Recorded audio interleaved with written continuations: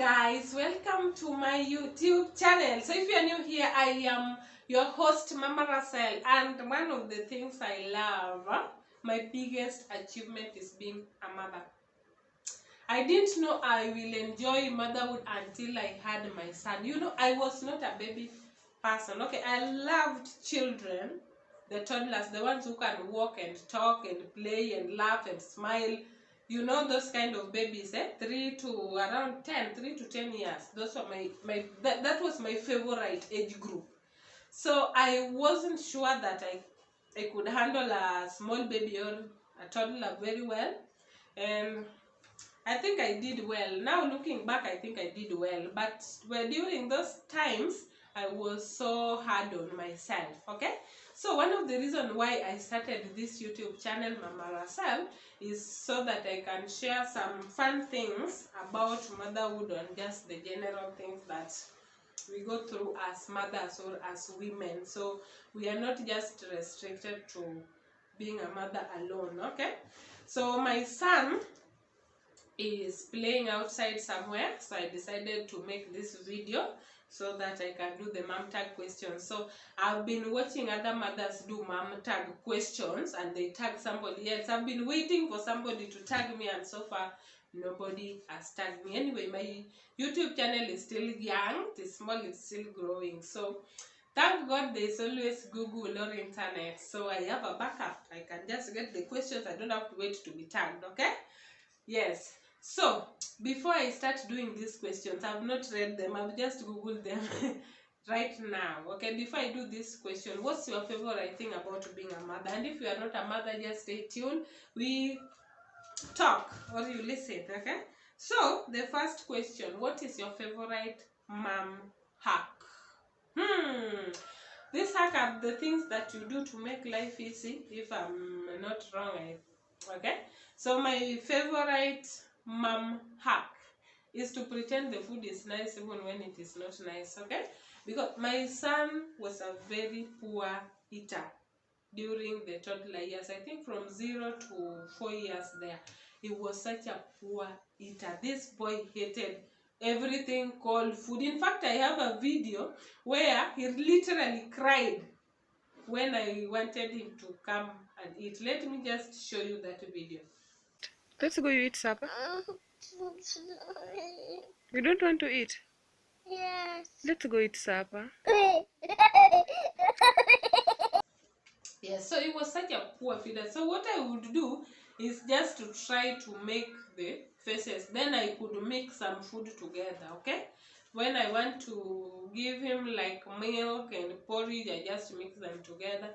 When I mix them together so that at least they go in the stomach, okay?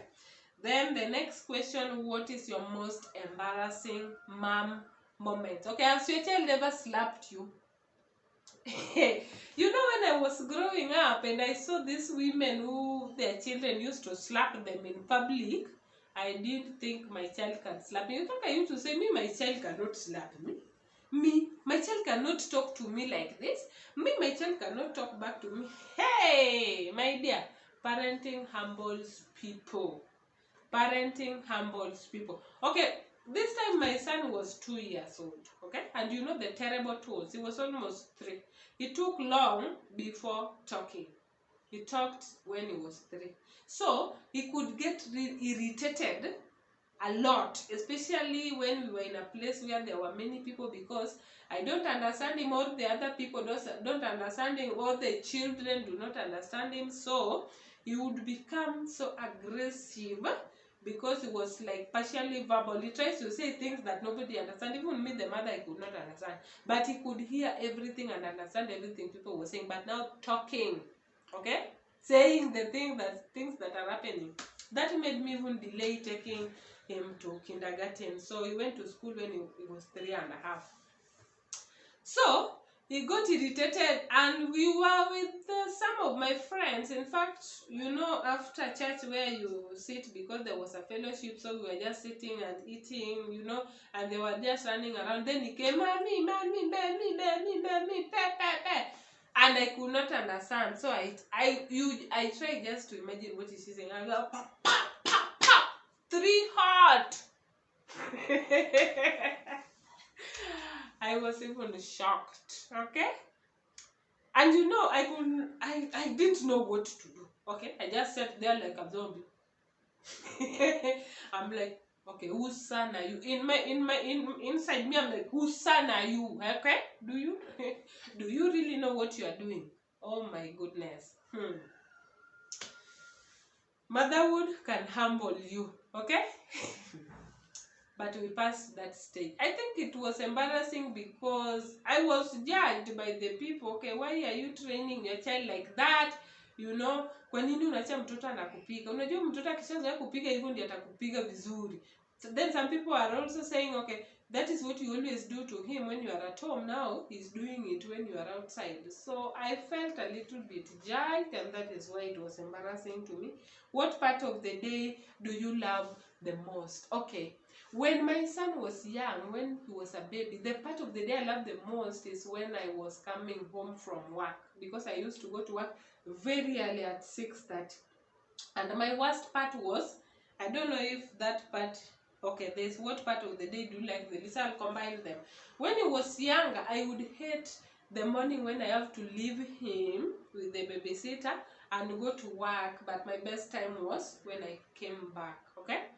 And now that we are past that stage, we are now in the active stage where he needs me, want to play, want to do this, want to do this, want to do this. My part of the day is when I'm going to my bed to sleep because I'm exhausted. But I also love this stage because at least we are still in a stage whereby he needs me. He wants me to be around, he wants to play with me, he wants to be seen with me. You know, it will reach a point whereby he will not even want to walk near me. I'll be the one who is going to look for him. That is the teenage years, okay? So I'm enjoying the moment, but it is also exhausting, but I love it. My favorite part now is when I go to sleep. Okay? Yes, then the next question, the worst thing someone said to you when you're pregnant. The worst thing someone said to me when I'm pregnant, that I am fat. Okay? Not even I'm fat, that I look like an elephant. That is when I was almost due, okay? My stomach was not so big. So I immediately I got pregnant, I started adding weight on my hip area. So my hip became big. So by the time I started showing, I think I was around 7 months. That's when I started showing, 7, 8, 9. So I was like this this big huge person, okay? And I knew I was fat because I'm pregnant. What do we expect? You can't be thin and pregnant. Some people are, but I was pregnant, so I didn't like being called fat and pregnant, but I was fatly pregnant. Okay, then baby name you didn't agree on. The baby name we didn't agree on, there's none, because you know his dad didn't care about the name or the name I choose. He was just happy that we had a healthy baby. Okay, so the name, I just picked a name that I liked and it stuck. It suits him well, and he didn't even object to the name. So do you co-sleep? Okay, we co-sleep. Co-sleeping is sleeping together in the same bed, Ama? Yes. We co-slept until he was 2. Then when he was 2, then I decided to let him sleep on his bed. Of course, sometimes he would sneak back. But most of the time he used to sleep on his bed after 2. It didn't happen overnight. Of course, by the time he was now used to his bed, he was around, was 4. Yeah, he was 4. That's when he was now used to his bed. Okay? Something you bought but never used. Hey, I bought a lot of clothes. Some of them he never wore. By the time I realized, okay, I think I had this sweater or this pajama, it's already outgrown. Even shoes. Some of them, most of them. Then 3 hospital must-haves for pregnant women. Okay, for pregnant women, you must have cotton wool for you. You must have a diaper, and you must have at least some baby clothes. Okay, things like okay, of course a shawl is part of the baby clothes. Okay, things like wet wipes and extra clothes, extra diapers, those ones they can bring you, but there are things that you have to go with to the hospital. Cotton wool for you, okay? Then you must have at least baby clothes and shawl and diapers. Of course, carry a bottle of water for you. It will help me. It will help you. Thank me later. Then another thing, are you routine mom or a go with the flow mom, and what does bedtime look like? Okay, now there is a conflict here. I'm not a routine mom. I just use the program the way it comes. Okay, you live one day at a time. So that is what I used to do. And it used to make things so difficult until I realized, oh, kumbe my son is a routine person. Immediately we started routine when he was 4. Things started going on so well. In fact, I've never had a problem with bedtime at all. At all. Even the nap time, the nap that they do during the day, I've never had a problem with the nap. He loves routine. Even right now, if I tell him it's your bedtime at night, he'll just stop whatever he's doing and go to bed. Okay? So he loves routine and is thriving in routine. And I was just doing practice and error until I found, oh, kumbe routine works. He doesn't like to be spontaneous like me. Me, I live one step at a time. I'm not into routine. Okay? People are different. But I don't want to restrict him to be like me, because I know he's also an individual on his own. Then, what type of labor did you have? What pain relief did you choose? Okay, here in Kenya, there is no pain relief. You must go the natural way, unless it's an elective cesarean section. But if it is not that one, my dear, you have to cry. In fact, I did my labor and delivery story on this channel. You can check it out. Have you ever been mom shamed? Yes, I have, by so many people, because, okay, I live in Kenya. We speak Swahili. I have my mother tongue called Luo, and I have English, okay? So, where we used to stay, we were adults. Mostly my son was surrounded by adults. And most people, we were in a place where we were mixed. So, we used to communicate in English. So, that is what we also used with my son. So, the first language that he started speaking was English. Then, I also took him to daycare at 3 years so that he can start talking. Daycare we started at 2 years, yes. So I thought maybe daycare will make him to start talking. So he did daycare for 1 year. Then we stayed home for another 6 months before I took him to school at 3.5 years.